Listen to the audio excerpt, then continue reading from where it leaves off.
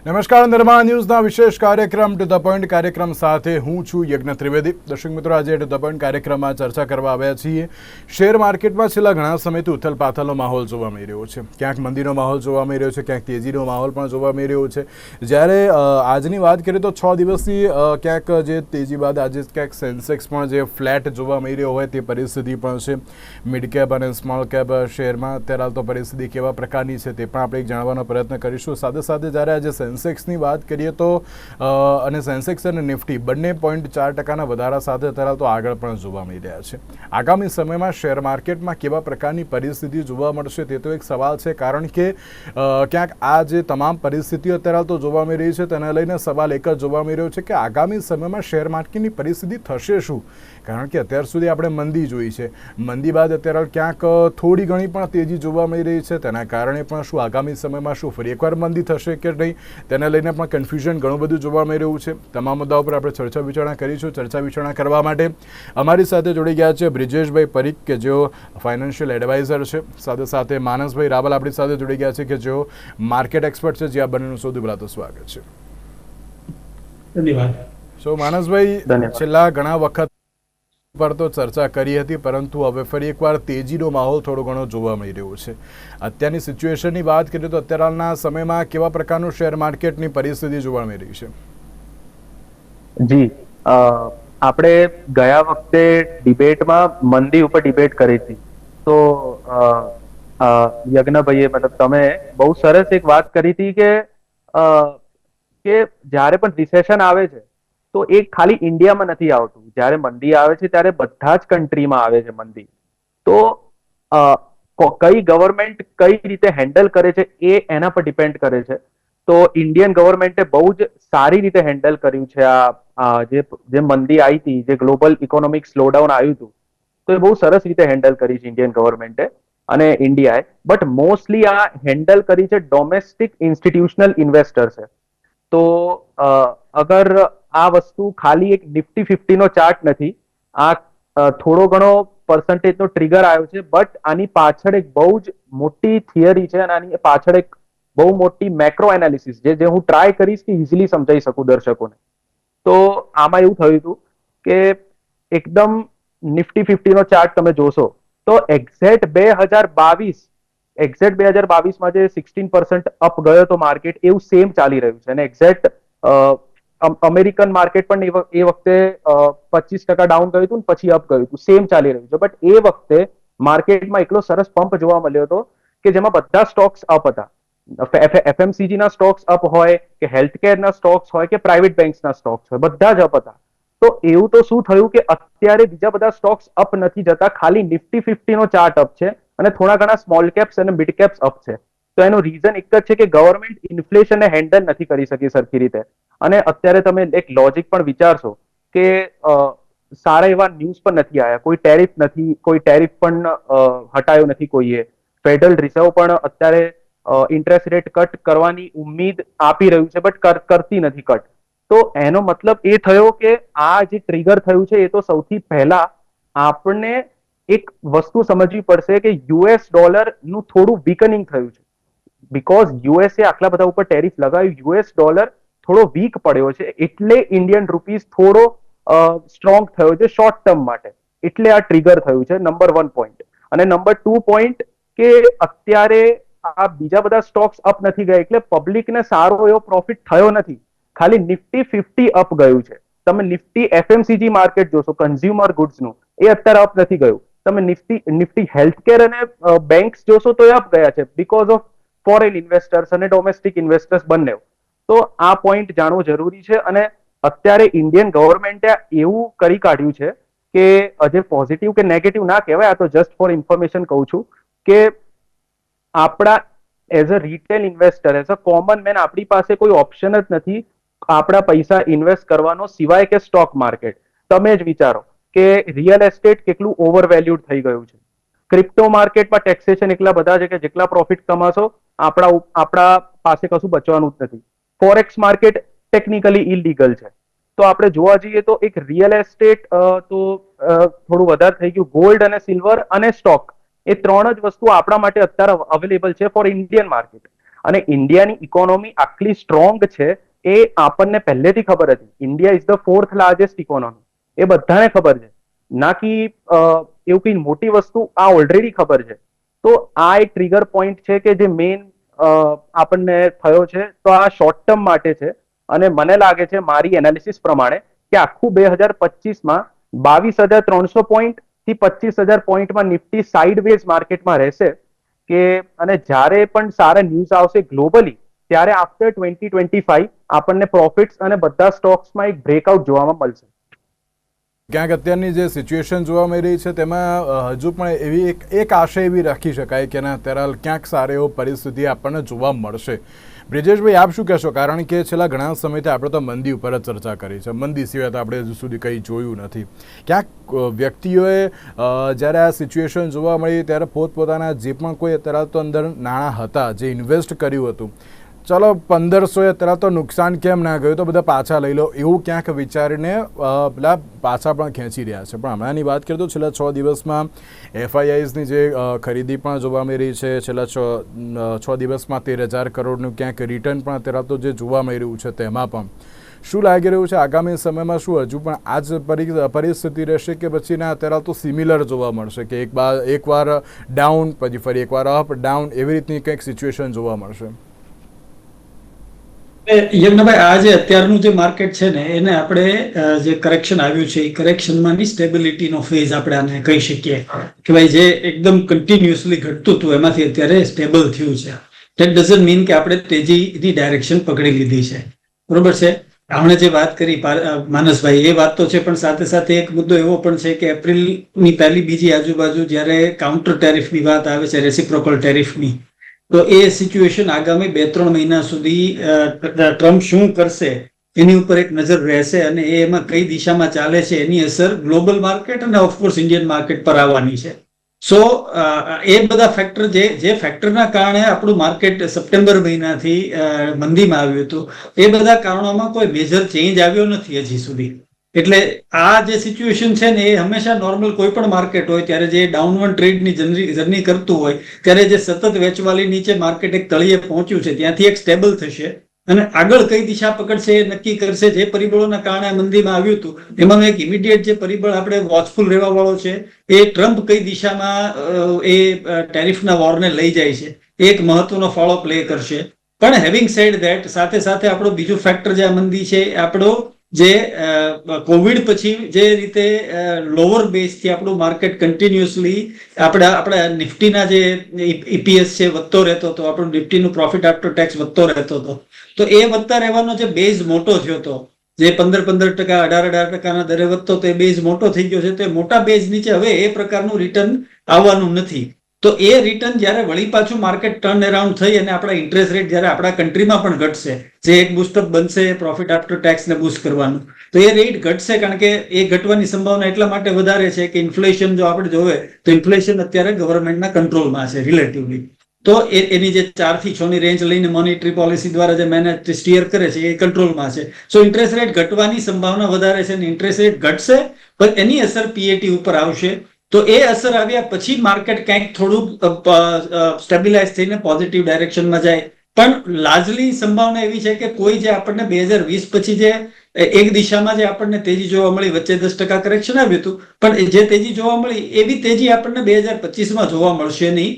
અને એને અમારી ભાષામાં પ્રાઇસ કરેક્શન થઈ ચૂક્યું છે અત્યારે. હવે ટાઈમ કરેક્શન રહેવાની સંભાવના છે. માનસભાઈ વાત કરું કે રેન્જ બાઉન્ડ રહેશે, તો એને અમારી ભાષામાં અમે ટાઈમ કરેક્શન કહીએ કે ભાઈ એક સમય સુધી માર્કેટ કોઈ દિશામાં આગળ વધતું નથી, તો એ દિશામાં માર્કેટ રહેવાની સંભાવના રહેશે. યજ્ઞભાઈ, માનસભાઈ, આ સિચ્યુએશન ખાલી ઇન્ડિયાની છે કે પછી અત્યારે તો એશિયન માર્કેટમાં પણ આ પ્રકારની સિચ્યુએશન છે અને ગ્લોબલમાં પણ અત્યારે કેવા પ્રકારની સિચ્યુએશન છે? જે રીતે બ્રિજેશભાઈએ બહુ સારો એક મુદ્દો કહ્યો કે ના હજુ તો પેલા ટેરિફની બાબત તો હજુ યથાવત જોવા મળી છે, તેમાંથી પણ કંઈક ઊંચું નીચું થાય તેવી શક્યતાઓ તો છે. શું લાગી રહ્યું છે કે ના એશિયન અને ગ્લોબલ માર્કેટમાં પણ આ સિચ્યુએશન થશે તેમ?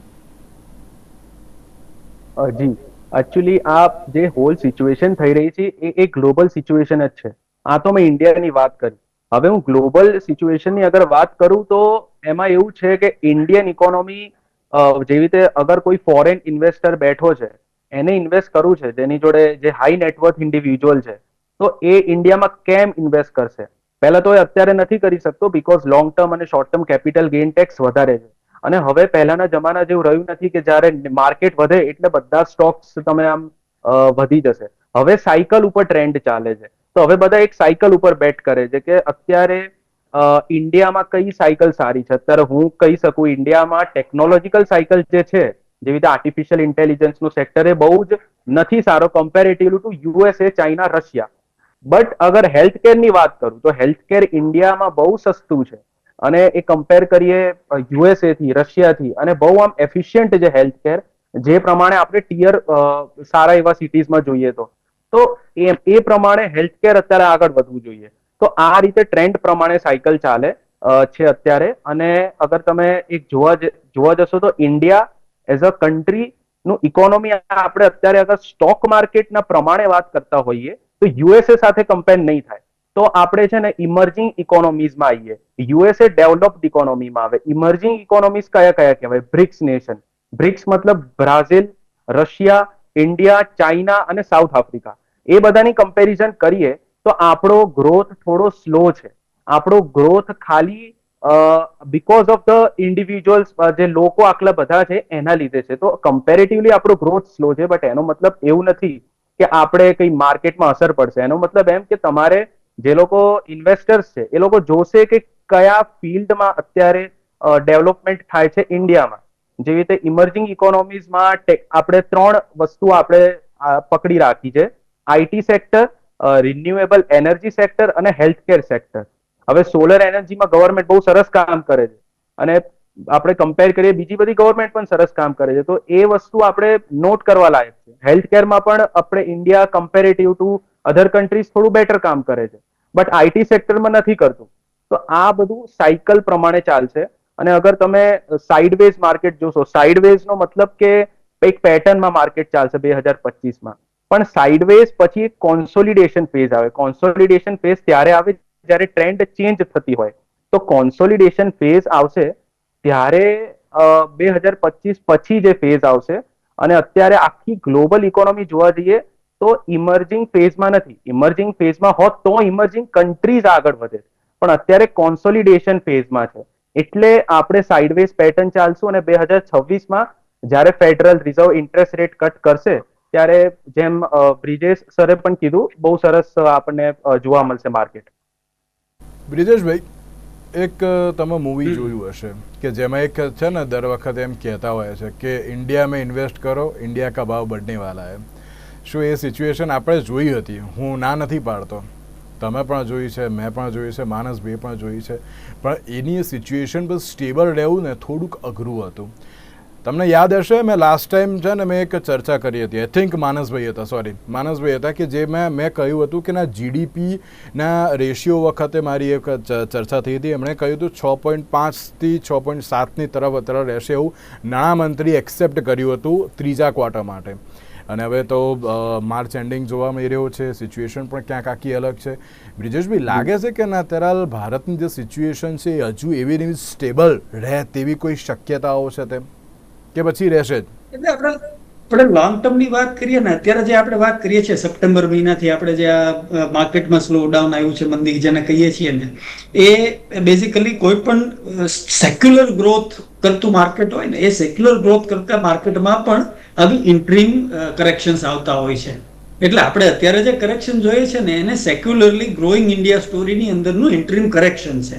એનો મતલબ એવો થયો કે ઇન્ડિયાની જે સેક્યુલર ગ્રોથ સ્ટોરી છે એ હજી ઇન્ટેક્ટ જ છે. અને એનું સૌથી મોટો રીઝન એ છે કે આપણે સૌથી વધારે કન્ઝ્યુમર ધરાવીએ છીએ વર્લ્ડમાં, બરોબર છે. અને ઇવન આપણી ઇકોનોમીનો ગ્રોથ છે ને એને પણ તમે જોવા જાઓ ને તો એ વર્લ્ડની ઇકોનોમીની સાપેક્ષમાં આપણે હંમેશા ટોપ 3 ગ્રોઈંગ ઇકોનોમીમાં આવીએ. હું ટોપ 1 ન કહું તો, બરોબર છે, પણ ટોપ 3 ગ્રોઈંગ ઇકોનોમીમાં આવીએ. તમે જ્યારે ઇકોનોમીના જીડીપીના ગ્રોથના નંબર પર નજર નાખો ત્યારે તો ગોઈંગ ફોરવર્ડ ઇવન આપણે વાત કરીએ ગ્લોબલ કોઈ ઇકોનોમિકમાં કોઈ સિચ્યુએશન આવશે તો within that situation India is intact. કારણ કે ઇન્ડિયાની ઇકોનોમી એ ઇનવર્ડ લુકિંગ ઇકોનોમી છે.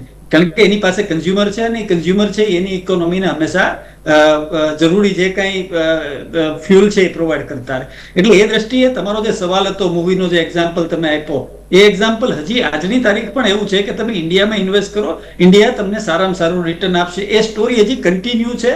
આપણે અત્યારે બરોબર છે 6 મહિનાના કરેક્શનમાંથી આવ્યા એટલે એક સેન્ટિમેન્ટલ આપણો કોન્ફિડન્સ હલી ગયો હોય, પણ લોંગ ટર્મ સ્ટોરી ઇન્ડિયાની વાત કરીએ તો હજી એ સેક્યુલરલી ગ્રોથ ઓરિએન્ટેડ રહેશે અને ઇન્ડિયા એમોંગ્સ્ટ ધ ટોપ ગ્રોઈંગ ઇકોનોમીમાં હજી રહેશે. અને એના આભારી ઇન્ડિયામાં જે ઇન્વેસ્ટ કરશે, ઇન્ડિયામાં ઇન્વેસ્ટ કરવું એટલે ઇક્વિટી માર્કેટમાં ઇન્વેસ્ટ કરવું, કારણ કે ઇન્ડિયાના બિઝનેસ પેલા ટેરિફ થી પણ થોડું અપ ડાઉન થઈ શકે ખરી ટેરિફ થી.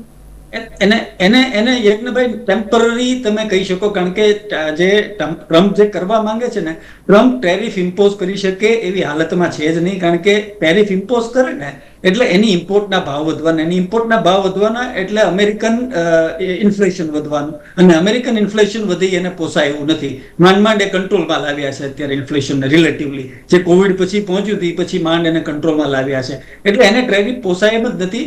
એ કરે છે શું, તો કે કરે છે એવું આપણા ગુજરાતીમાં કહેવત છે ને કે નાક દબાવો તો મોઢું ખોલે. એટલે ટેરિફની ધમકી આપી અને ઇકોનોમીઝના નાક દબાવે છે. એટલે ઇકોનોમી એની પાસે આવે એટલે એની જે ટ્રેડ ડીલ છે એને થોડી અમેરિકાની ફેવરમાં એ નેગોશિએટ કરવા માંગે છે, કે જેથી એ એની વોટ બેંકને એમ કહી શકે કે ભાઈ હું અમેરિકા ફર્સ્ટ લઈને આવ્યો છું, તો જો મેં અમેરિકા માટે આટલું કરીને બતાવ્યું. બાકી ટેરિફ લાગુ કરવા એ એની માટે પોસિબલ જ નથી, એની માટે ફાવે એવું નથી, કોઈ માટે નથી. So it's not a real threat, પણ એટ ધ સેમ ટાઈમ એ જે ટ્રાન્ઝિશન પીરિયડ આવે, એ કન્ટ્રીને થ્રેટ આપે, એ કન્ટ્રી પોતાની જે નવી સ્ટ્રેટેજી વિચારે કે ભાઈ ટ્રમ્પને આપણે જે માગે છે એ આપણે કેવી રીતે આપશું, આપણા ઇન્ટરેસ્ટમાં કેવું રહેશે. ટ્રમ્પ એ જે નેગોશિએશન્સ થાય, એ નેગોશિએશન દરમિયાન જે પબ્લિક આઉટક્રાય આવે કે ટ્રમ્પ એમ કે હું આ કન્ટ્રી પર લગાડીશ, એ કન્ટ્રી એમ કે આમ કરશું, એ બધાના કારણે જે ટર્મોઇલ આવે, એ ટર્મોઇલ જ્યાં સુધી એ વસ્તુ નવી ટ્રેડ ડીલ સેટલ ન થાય, જે ટ્રમ્પની ઈચ્છા છે એ સેટલ ન થાય ત્યાં સુધી માર્કેટમાં ટર્મોઇલ રહેવાનું, કારણ કે સેન્ટિમેન્ટલ એની અસર આવે. પણ આગળ જતા એક સ્ટેજે જ્યારે આવા એક બે કન્ટ્રી સાથેના, દાખલા તરીકે આપણે કેનેડાની વાત કરીએ કે મેક્સિકોની વાત કરીએ, એને સૌથી પહેલા જેવો એને પોતાનો ચાર્જ લીધો હતો ત્યારે બે કન્ટ્રી સામે આ ટેરિફનું હથિયાર ઉગામ્યું હતું. તેની સામે એ બે કન્ટ્રીએ જે અમેરિકાની રિક્વાયરમેન્ટ હતી, ડિમાન્ડ હતી, એ સેટિસ્ફાય કરી. તો આપણે જોઈ રહ્યા છીએ કે હજી ત્યાં આગળ જે ટ્રમ્પ જે બોલે છે એ પ્રકારના ટેરિફ એને નથી લગાડ્યા. તો એ પ્રક્રિયામાંથી પસાર થવું ને, એ પ્રક્રિયાની પસાર થવાની પ્રોસેસ દરમિયાન આપણા માર્કેટ ઉપર, ઇવન ગ્લોબલ માર્કેટ ઉપર, કારણ કે trade war is a global thing, જ્યારે ટેરિફની વાત આવે ને ત્યારે એ ઇન્ટરનેશનલ માર્કેટને અસર કરતી હોય છે, ઇન્ક્લુડિંગ આપણા પોતાના માર્કેટને. એટલે ત્યાં સુધી માર્કેટમાં થોડું ટર્મોઇલ, થોડી ડિસ્ટર્બન્સીસ, ઊંચ નીચ, ઉઠાપટક આ બધું આપણે જોઈ શકશું. પણ એકવાર માર્કેટનું કેવું હોય છે કે જ્યારે નવી કોઈ ઘટના આકાર પામે ને એની સેન્ટિમેન્ટલ નેગેટિવ અસર આવતી હોય છે, પણ પછી જ્યારે એ ઘટનાઓ ડેવલપ થતી જાય ને મેચ્યોરિટી આવતી જાય, પછી એક જે ટ્રમ્પનો જે વ્યૂ છે કે એ કઈ દિશામાં લઈ જવા માંગે છે, એ જ્યારે લોકો એને ઓળખી જાય, એ પછી એની અસર ઓછી આવતી થઈ જાય અને એ પ્રમાણે માર્કેટ છે સ્ટેબલ થતું થઈ જાય. સો ટેરિફની આવી રીતે આપણા માર્કેટ અને ઇવન ગ્લોબલ માર્કેટ પર આ રીતની અસર આવશે. માનસભાઈ, અત્યારની જે પરિસ્થિતિની વાત કરીએ ને તો તેમાં મિડ કેપ અને સ્મોલ કેપમાં ક્યાંક વેચવાવાળી જોવા મળી રહી છે, જેમાં ફાર્મા, એનર્જી, પીએસસી એમાં પણ ક્યાંક આ જ પ્રકારની સિચ્યુએશન જોવા મળી રહી છે. હા, આઈટીમાં ક્યાંક ખરીદીનો માહોલ તો જોવા મળી રહ્યો છે, તો આપ તેને પણ કઈ રીતે જુઓ છો? મિડ કેપ ઇન્ડેક્સ અને સ્મોલ કેપ ઇન્ડેક્સ તમે જોશો તો જ્યારે નિફ્ટી આપણે ચર્ચા કરતા હતા, જ્યારે માર્કેટ 22,000 23,000 પોઈન્ટ, 22,500 પોઈન્ટ પર હતું, ત્યારે પણ સ્મોલ કેપ ઇન્ડેક્સ બધા પ્રોફિટેબલ હતા. મતલબ છેલ્લા 2 થી 3 વર્ષમાં એ લોકોએ 2 થી 3 ગુણાનો રિટર્ન આપ્યો છે. તો આ એક બહુ મોટો એક સાયકલ થઈ ગઈ હતી મિડ કેપ અને સ્મોલ કેપ ઇન્ડેક્સની. તો બધા જ ઇન્વેસ્ટરને એક નોર્મલ લોજિક હશે કે હા, કે હવે એવું લાગે છે કે મિડ કેપ અને સ્મોલ કેપ થી એ લોકો પૈસા રોટેટ કરીને લાર્જ કેપમાં લઈ જશે. તો અત્યારે જે ગેમ ચાલે છે એ આખા 2025માં જેમ આપણે બધા એક્સેપ્ટ કર્યું કે સાઇડવેઝ ગેમ ચાલશે, એટલે કે પેટર્નમાં સ્ટોક માર્કેટ અપ ડાઉન થશે. તો એ પેટર્નમાં જે મોટા હાઈ ટિકિટ ઇન્વેસ્ટર્સ શું કરે, એ લોકો પૈસા કોઈ એક સ્ટોકમાં ના રાખે, એ લોકો પૈસા ખાલી રોટેટ કરતા રહેશે, મિડ કેપ થી લાર્જ કેપમાં જશે અને અત્યારે બધા સ્મોલ અને મિડ થી લાર્જ કેપમાં જાય છે. તો આમાં શું થાય છે કે અત્યારે જેવી રીતે બહુ પ્રોપર ફંડામેન્ટલી સ્ટ્રોંગ સ્ટોક્સ છે, જે રીતે હું વાત કરું ડ્રીમ ફોક્સ, જે અત્યારે મોનોપોલી છે એનો, એ સ્ટોકનો, એક તો સ્મોલ કેપ સ્ટોક છે, પછી જસ્ટ ડાયલ પણ સ્મોલ કેપ સ્ટોક છે, પછી રેલિસ ઇન્ડિયા, ટાટાનો સ્મોલ કેપ સ્ટોક છે, પછી પીવીઆર, આ બધા ફંડામેન્ટલી સ્ટ્રોંગ સ્ટોક છે. બટ આ બધા એને પ્રોફિટ્સ ડબલ થાય છે, બટ આ બધા સ્ટોક કેમ ડબલ નથી થઈ શકતા? બીકોઝ સેન્ટિમેન્ટ થોડું ટ્રિગર કરે છે. અત્યારે સેન્ટિમેન્ટ સ્મોલ કેપનું છે જ નહીં. તો એનો મતલબ એમ કે તમે અગર લોંગ ટર્મ સ્મોલ કેપ અને મિડ કેપમાં ઇન્વેસ્ટેડ રહેશો તો બહુ સારી રીતે તમે પ્રોફિટ કમાઈ શકશો. બટ અગર તમે બહુ લોંગ ટર્મની વાત કરશો, વધારે લોંગ ટર્મની, તો મારા ખ્યાલથી ઇન્ડિયન માર્કેટ કરતા યુએસએ માર્કેટ વધારે સ્ટેબલ છે in terms of technological advancement. Tesla, Nvidia, ત્યાંનું સુપર કોમ્પ્યુટર્સની કંપની, ત્યાંની એઆઈની નવી નવી કંપનીઝ, મેટા, ગૂગલ, આલ્ફાબેટ, જે એપલ પણ થોડી ઘણી હેજિંગ માટે કામ આવે. તો અગર તમે બહુ જ લોંગ ટર્મની વાત કરો છો તો ઇન્ડિયન માર્કેટ એટલું બધું સેફ નથી. અગર તમે બહુ જ લોંગ ટર્મની વાત, સેફ કરતા પણ હું કહીશ કે એટલું બધું પ્રોફિટેબલ નથી જેટલું તમે વિચારતા હશો કે હું 5 વર્ષ પછી મારું પોર્ટફોલિયો આમ હશે તેમ હશે. એ વિચારવું બહુ આમ લોજિકલ છે. ઓફકોર્સ તમે પ્રોફિટ મેળવો તમારો હક છે બીકોઝ તમે એનાલાઇઝ કરો છો, but US market is the way to go for 5 to 10 years અગર તમે વિચારતા હો તો. આ મારું એનાલિસિસ કહે છે. ભાઈ, આપ તો એક એડવાઇઝર છો. મેં જે રીતે મેં શરૂઆતમાં કહ્યું ને કે મંદી આવી ને એટલે પેલું 1500 નુકસાન થતું હોય ને તો 1500 નુકસાન પણ અત્યારે લઈ લો ખરી રૂપિયા. આપણે શું ને શું કે 1500 ને 3000 નથી કરવું. તો આપ એક એડવાઇઝ અત્યારે તો તમામ ઇન્વેસ્ટરને તમે શું આપવા માંગશો? કારણ કે ચલો હવે ફરી એકવાર ક્યાંક તેજીનો માહોલ તો જોવા મળે. જો કદાચ ક્યાંક એવી પરિસ્થિતિ જે પેલી ભૂતકાળમાં આપણે જોઈ છે એ ના જોવા મળે ને, તો તેના માટે કેવા પ્રકારનું ઇન્વેસ્ટ કરવું અત્યારે તો બહુ જરૂરી છે અને કઈ જગ્યાએ કરવું બહુ જરૂરી છે? ઇન્વેસ્ટર જ્યારે ઇન્વેસ્ટ કરતા હોય છે ને ત્યારે જ્યારે ઇક્વિટી રિલેટેડ કોઈ પણ ઇન્વેસ્ટમેન્ટ વ્હીકલમાં ઇન્વેસ્ટ કરવા જાય ને ત્યારે એનો હંમેશા ટાઈમ હોરાઇઝન લોંગ ટર્મ હોવો જરૂરી છે. બરોબર છે? હું તો પ્રિફર કરીશ કે 7 થી 10 વર્ષ, પણ ઇવન 5 વર્ષથી ઉપર હોવો જરૂરી છે. કારણ કે માર્કેટની જે ઉથાપટક હોય ને એ 5 વર્ષ દરમિયાન એ તેજી મંદીની સાયકલ આપે, એની હિસ્ટ્રી કહે છે. એટલે ઇન્વેસ્ટર જ્યારે ઇન્વેસ્ટ કરતો હોય ને ત્યારે લોંગ ટર્મ ટાઈમ હોરાઇઝન સાથે ઇન્વેસ્ટ કરવું જ્યારે ઇન્વેસ્ટ કરતા હોય ત્યારે. હવે અત્યારે આપણે એવી વાત કરી કે એમાંથી ઘણા લોકોએ પોતાની આ ટાઈમ હોરાઇઝનની અવેરનેસ વગર ઇન્વેસ્ટ કરી લીધું છે.